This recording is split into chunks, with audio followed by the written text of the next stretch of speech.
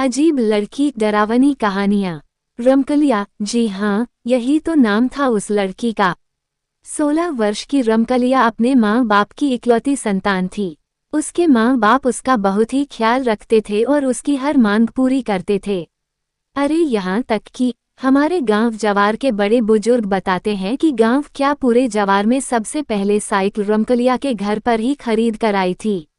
उस साइकिल को देखने के लिए गांव जवार टूट पड़ा था। रमकलिया उस समय उस साइकिल को लंगड़ी चलाते हुए गधाई, खेत खलिहान सब घूम आती थी। रमकलिया बहुत ही नटखट थी और लड़कों जैसा मटरगस्ती करती रहती थी। वो लड़कों के साथ कबड्डी, चिक्का आदि खेलने में भी आगे रहती थी। एक बार कबड्डी खेलते समय गलगोदही करने को लेकर झगड़ा हो गया। अरे देखने वाले तो बताते हैं कि रमकलिया ने विपक्षी टीम के लड़कों को दौड़ा दौड़ा कर मारा था, पानी पिला पिला कर मारा था। किसी के दांत से खून निकल रहा था तो कोई चिल्लाते हुए अपने घर की ओर भाग रहा था। रमकलिया से उसके हमउम्र लड़के पंगा लेना उचित नहीं समझते थे, क्योंकि उसके हमउम्र लड़के उसे उजड़ और झगड़ालू टाइप की लड़की मानते थे। कोई उसके मुंह लगना पसंद नहीं करता था। हाँ, यह अलग बात थी कि सभी लड़के उससे डरते थे। मई का महीना था, कड़ाके की गर्मी पड़ रही थी। रमकलिया खर दोपहरिया में अपनी साइकिल उठाए और गांव से बाहर अपने बगीचे की ओर चल दी। उसका बगीचा धोबरिया गढ़ी के किनारे था। इस बगीचे में आम और महुए के पेड़ों की अधिकता थी। ये बगीचा गांव से लगभग 1 किलोमीटर की दूरी पर था। बगीचे में पहुंचकर पहले तो रमकलिया खूब साइकिल हनहनाई, पूरे बगीचे में दौड़ाए और पसीने से तरबतर हो गई। उसने बगीचे के बीचों बीच एक मोटे आम के पेड़ के नीचे साइकिल खड़ी करके अपने दुपट्टे से चेहरे का पसीना पोंछने लगी। पसीना ओसीना पोंछने के बाद पता नहीं रमकलिया को क्या सूझा कि वो उसी पेड़ के नीचे अपना दुपट्टा बिछाकर उस पर लेट गई। बगीचे में लेटे लेटे ही रमकलिया का मन पंछी उड़ने लगा। वह सोचने लगी कि उसके बाबूजी उसके लिए एक वर की तलाश कर रहे हैं। वह थोड़ा सकुचाई, थोड़ा मुस्काए और फिर सोचने लगी, एक दिन एक राजकुमार आएगा और उसे बियाह कर ले जाएगा। पता नहीं वह कैसा होगा, कौन होगा, कहाँ का होगा। पता नहीं मैं उसके साथ खुश रह पाऊंगी कि नहीं, पर खैर जो ईश्वर की मर्जी होगी वही होगा। बाबूजी उसके लिए जैसा भी लड़का खोजेंगे वह उसी से शादी करके खुश रहेगी। उसे पक्का विश्वास था कि उसके बाबूजी उसकी शादी जरूर किसी धनवान घर में करेंगे, जहां उसकी सेवा के लिए जरूर कोई न कोई नौकरानी होगी। अभी रमकलिया इन्हीं सब विचारों में खोई थी कि उसे ऐसा आभास हुआ कि उसके सिर के तरफ कोई बैठकर उसके बालों में अंगुली पिरो रहा है। रमकलिया के साथ ऐसा पहली बार नहीं हो रहा था, ये तो आए दिन की बात थी। बकरी गाय आदि चराने वाले लड़कियां या लड़के चुपके से उसके पीछे बैठकर उसके बालों में अंगुली पिरोते या सहलाते रहते थे, और रमकलिया भी खुश होकर उन्हें थोड़ा बहुत अपना साइकिल चलाने को देती थी। पर पता नहीं क्यों आज रमकलिया को यह आभास हो रहा था कि अंगुली कुछ इस तरह से पिरोई जा रही है कि कुछ अलग सा ही एक अनजान आनंद का एहसास हो रहा है। ऐसा लग रहा है कि कोई बहुत ही प्रेम से बालों को सहलाते हुए अपनी अंगुलियां उसमें पिरो रहा है। आज रमकलिया को एक अलग ही आनंद मिल रहा था, जिसमें उसके यौवन की खुमारी भी छिपी लग रही थी। उसके शरीर में एक हल्की सी गुदगुदी हो रही थी और उसे अंगड़ाई लेने की भी इच्छा हो रही थी, पर वह बिना शरीर हिलाए चुपचाप लेटी रही। उसे लगा कि अगर उठकर बैठ गई तो ये स्वर्गिक आनंद पता नहीं दोबारा मिलेगा कि नहीं।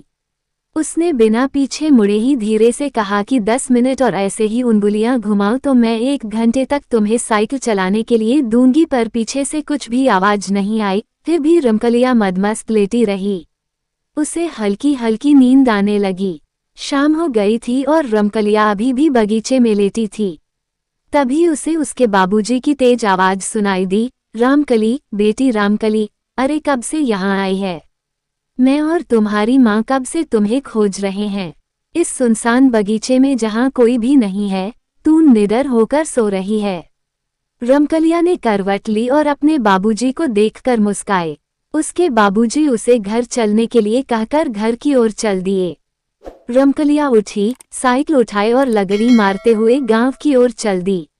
उस रात पता नहीं क्या हुआ कि रमकलिया ठीक से सो न सकी। पूरी रात करवट बदलती रही। जब भी सोने की कोशिश करती, उसे बगीचे में घटी आज दोपहर की घटना याद आ जाती। वह बार बार अपने दिमाग पर जोर डालकर यह जानना चाहती थी कि आखिर कौन था वह। वह अब पछता रही थी। उसे लग रहा था कि पीछे मुड़कर उसे उससे बात करनी चाहिए थी, लेकिन वो करे भी तो क्या करे। उस अनजान व्यक्ति के कोमल प्यार भरे स्पर्शों से उसे अचानक कब नींद आ गई थी पता ही नहीं चला था। अरे अगर उसके बाबूजी बगीचे में पहुंचकर उसे जगाते नहीं तो पता नहीं कब तक सोती रहती। सुबह जल्दी जगकर रमकलिया फिर अपनी साइकिल उठाए और उस बगीचे में चली गई। सुबह की ताजी हवा पूरे बगीचे में हिचकोले ले रही थी, पर पता नहीं क्यों सरसराती हवा में, पत्तियों टहनियों से बात करती हवा में रमकलिया को एक भीनी भीनी मदमस्त कर देने वाली सुगंध का आभास हो रहा था।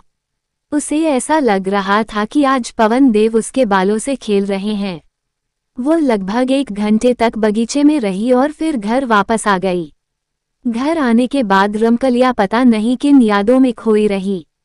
उसी दिन फिर से खड़ दोपहरिया में रमकलिया का जी नहीं माना और वह साइकिल उठाकर बगीचे की ओर चली गई।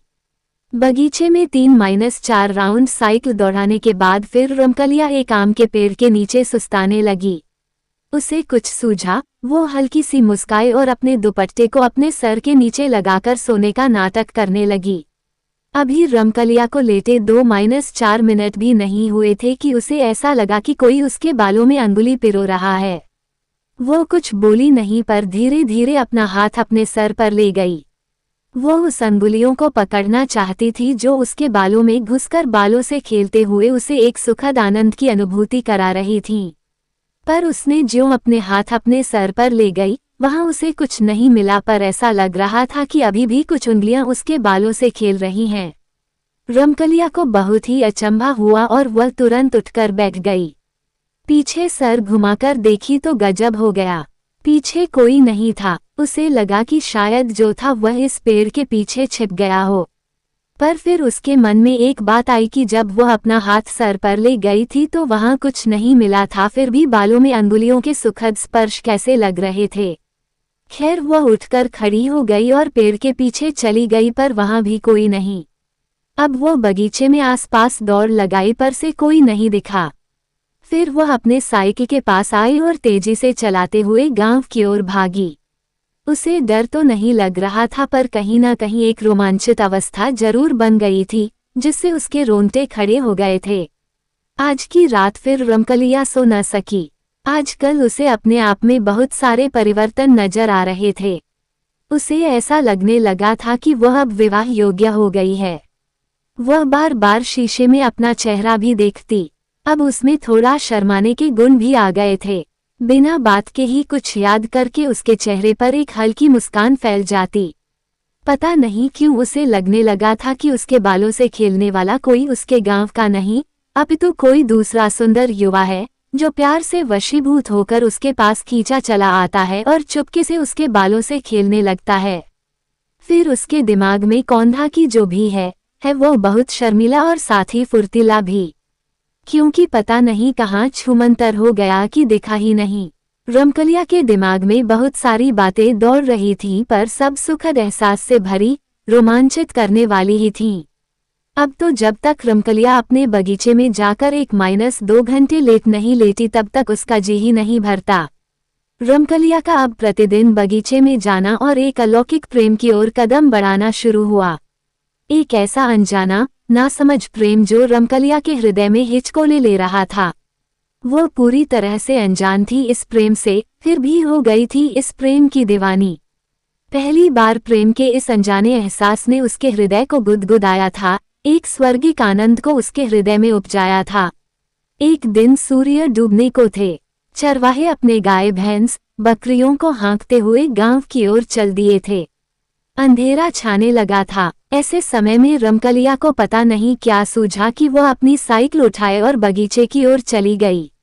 आज उसने बगीचे में पहुंचकर साइकिल को एक जगह खड़ा कर खुद ही पास में खड़ी हो गई। उसे कुछ सूझ नहीं रहा था। उसे पता नहीं क्यों ऐसा लग रहा था कि कोई तो है जो अभी उसे उस बगीचे में बुलाया, और वह भी अपने आप को रोक न सकी और खींचते हुए इस बगीचे की ओर चली आई। 2-4 मिनट खड़ा रहने के बाद रमकलिया थोड़ा तंग गई, अपने सुकोमल हृदय को कठोर बनाकर बुदबुदाई, अगर यह कोई इंसान ना होकर भूत निकला तो। खैर जो भी हो, मुझे पता नहीं क्यों इस रहस्यमयी जीव से मुझे प्रेम हो गया है। भूत हो या कोई दैवी आत्मा, अब तो मैं इससे मिलकर ही रहूंगी। इंसान को अपना बनाता है, मैं अब इस दैवी आत्मा को अपना हमसफर बनाऊंगी। देखती हूँ इस अनजाने अनसमझे प्यार का परिणाम क्या होता है। अगर वह इंसान नहीं तो कौन है और किस दुनिया का रहने वाला है, कैसी है उसकी दुनिया। ये सब सोचती हुई रमकलिया अपने साइकिल का हैंडल पकड़ी और उसे डुगराते हुए बगीचे से बाहर आने लगी। अब बगीचे में पूरा अंधेरा पसर गया था और साथ ही सन्नाटा भी। हाँ, रह रहकर कभी कभी गांव की ओर से कोई आवाज उठाती थी। ऐसे समय में रमकलिया को पता नहीं क्या सूझा कि वह अपनी साइकिल उठाए और बगीचे की ओर चली गई। आज उसने बगीचे में पहुंचकर साइकिल को एक जगह खड़ा कर खुद ही पास में खड़ी हो गई। उसे कुछ सूझ नहीं रहा था। उसे पता नहीं क्यों ऐसा लग रहा था कि कोई तो है जो अभी उसे उस बगीचे में बुलाया, और वह भी अपने आप को रोक न सकी और खींचते हुए इस बगीचे की ओर चली आई। 2-4 मिनट खड़ा रहने के बाद रमकलिया थोड़ा तंग गई, अपने सुकोमल हृदय को कठोर बनाकर बुदबुदाई, अगर यह कोई इंसान ना होकर भूत निकला तो। खैर जो भी हो, मुझे पता नहीं क्यों इस रहस्यमयी जीव से मुझे प्रेम हो गया है। भूत हो या कोई दैवी आत्मा, अब तो मैं इससे मिलकर ही रहूंगी। इंसान को अपना बनाता है, मैं अब इस दैवी आत्मा को अपना हमसफर बनाऊंगी। देखती हूँ इस अनजाने अनसमझे प्यार का परिणाम क्या होता है। अगर वह इंसान नहीं तो कौन है और किस दुनिया का रहने वाला है, कैसी है उसकी दुनिया। ये सब सोचती हुई रमकलिया अपने साइकिल का हैंडल पकड़ी और उसे डुगराते हुए बगीचे से बाहर आने लगी। अब बगीचे में पूरा अंधेरा पसर गया था और साथ ही सन्नाटा भी। हाँ, रह रहकर कभी कभी गांव की ओर से कोई आवाज उठाती थी। रात को रमकलिया अपने कमरे में बिस्तरे पर करवटें बदल रही थी। नींद उसकी आंखों से कोसों दूर थी।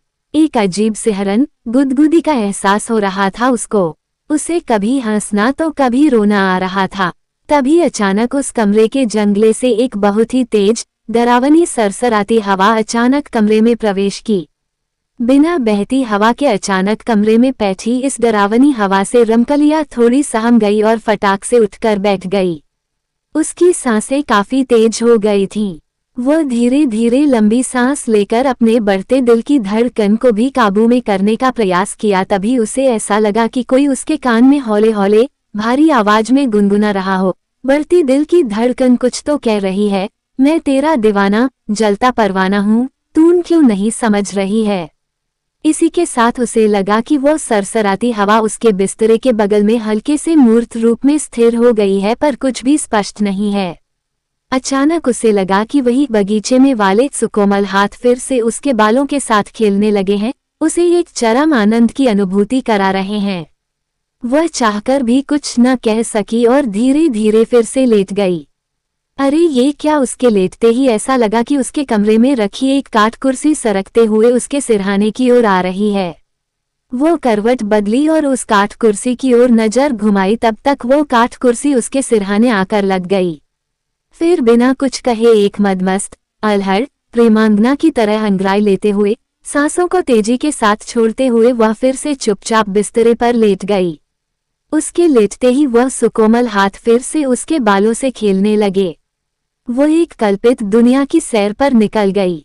ये कल्पित दुनिया अलौकिक थी। इस दुनिया की इकलौती राजकुमारी रमकलिया ही थी जिसे एक अपने सेवक से प्रेम हो गया था। वो इस कल्पित दुनिया में आनंदित होकर विचरण कर रही थी। अचानक रमकलिया को इस कल्पित दुनिया से बाहर आना पड़ा, क्योंकि से लगा कि कोई उसका सिर पकड़कर जोर जोर से हिला रहा है, यानी जगाने की कोशिश कर रहा हो। रमकलिया को लगा कि कहीं ये भी स्वप्न तो नहीं, पर वह तो जगी हुई ही थी। वो उठकर बैठ गई। फिर उस कमरे में शुरू हुई एक ऐसी कहानी जो रमकलिया को उसके पिछले जन्म में लेकर चली गई। रमकलिया बिस्तरे पर सावधान की मुद्रा में बैठी हुई थी। काठ कुर्सी पर मूर्त रूप में पर पूरी तरह से अस्पष्ट हवा का रूप विराजमान था और वहां से एक मर्दानी भारी आवाज सुनाई दे रही थी। वो आवाज कह रही थी, रमकलिया तू मेरी है, सिर्फ मेरी। मैं पिछले 2-3 जन्मों से तुझे प्रेम करता आ रहा हूँ। मैंने हर जन्म में तुझे अपनाने के लिए कुछ न कुछ गलत कदम उठाया है, पर इस जन्म में मैं तुझे सच्चाई से पाना चाहूंगा। वो आवाज आगे बोली, याद है पिछले जन्म में भी मैं तुझे अथाह प्रेम करता था, पर तू मेरे प्रेम को नहीं समझ सकी और मैं भी बावला पागल तुझे पेड़ से धक्का दे दिया था। यहाँ मैं आप लोगों को रमेशरा की कहानी की याद दिलाना चाहूंगा, जो गांव की गोरी थी और उसे एक भेड़िहार का लड़का अपना बनाना चाहता था, पर रमेशरा के पिता द्वारा मना करने पर उस भेड़िहार पुत्र ने आत्महत्या कर ली थी और प्रेत हो गया था। बाद में वही प्रेत रमेशरा को ओल्हा पाती खेलते समय धक्का दे दिया था और वही रमेशरा अब रमकलिया के रूप में फिर से पैदा हुई थी। आभार, मैं वही हूँ पर अब बदल गया हूँ। भले मैं आत्मा हूँ, एक प्रेत हूँ, पर अब मैं अपनी प्रियतमा का कोई अहित नहीं करूँगा और अब उसे नफरत से नहीं प्रेम से जीतूंगा। उस हवा रूपी आवाज की बातें सुनकर रमकलिया एक पागल प्रेमी की तरह उठकर उस कुर्सी पर विराजमान मूर्त पर अस्पष्ट हवा से लिपट गई। वो सिसक सिसक कर कहने लगी, तू जो भी हो पर है मेरा प्रियतम, मैं अब तेरे बिना जी नहीं सकती। तू अब देर न कर, अभी मेरी मांग में सिंदूर भर और मुझे अपना बना, मुझे सदा सदा के लिए अपने साथ ले चल। इतना कहने के बाद रमकलिया को पता नहीं अचानक क्या हुआ कि वह बिस्तरे पर गिर गई। सुबह सुबह रमकलिया के माता पिता रमकलिया के कमरे का दरवाजा पीटे जा रहे हैं, पर वो उठने का नाम नहीं ले रही है। रमकलिया के माता पिता बहुत ही परेशान हैं क्योंकि रमकलिया के कमरे से कोई सुगबुगाहट नहीं आ रही है। आसपास के कुछ लोग भी एकत्र हो गए हैं, सब चिल्ला चिल्ला कर रमकलिया को जगाना चाहते हैं। अंततः रमकलिया के माता पिता ने कमरे का दरवाजा तोड़ने का फैसला किया क्योंकि वे अब किसी अनहोनी की आशा में पीले पड़ते जा रहे थे। लकड़ी के दरवाजे पर कसकर एक लात पड़ते ही अंदर से लगी उसकी किल्ली निकल गई और भड़ाक से करके दरवाजा खुल गया। दरवाजा खुलते ही रमकलिया के माता पिता रमकलिया के बिस्तर की ओर भागे, साथ में आसपास के कई लोग भी थे। रमकलिया के कमरे का हुलिया पूरी तरह से बदला हुआ था। कमरे में एक अजीब भीनी भीनी खुशबू पसरी हुई थी और साथ ही रमकलिया के बिस्तरे पर तरह तरह के फूल बिछे हुए थे। पास पड़ी कुर्सी पर सिंदूरे का एक डिब्बा पड़ा हुआ था और ऐसा लग रहा था कि बिस्तरे पर रमकलिया नहीं, कोई नवविवाहिता लाल साड़ी पहनकर औंधे मुंह लेटी हुई है। रमकलिया की मां ने देर न की और बिस्तरे पर सोई उस महिला को झकझोरने लगी। अरे ये क्या! उस सोई तरुणी ने करवट बदला और आंखें मलते हुए उठकर बैठ गई। सभी लोग अचंभित तो थे ही, पर रमकलिया का ये रूप देखकर उन्हें सांप भी सूंघ गया था। दरअसल वह रमकलिया ही थी, पर वो एक नवविवाहिता की तरह सजरी संवरी हुई थी। उसके हाथों में लाल लाल चूड़ियां थीं तो पैर में महावर लगा हुआ था। पता नहीं कहां से उसके पैर में नए छागल भी आ गए थे। सर पर सोने का मंगटिक का शोभा पा रहा था और उस मंगटिक्के के नीचे सिंदूर की हल्की आभा बिखरी हुई थी। सभी लोग हैरान परेशान। अरे रात को ही तो रमकलिया अपने कमरे में आई थी, रात को उसके कमरे में कोई सुगबुगाहट भी नहीं हुई, दरवाजा भी नहीं खुला, तो इतना सारा सामान कहां से आ गया था उसके कमरे में? उसे एक नवदुल्हन की तरह कौन सजा गया था?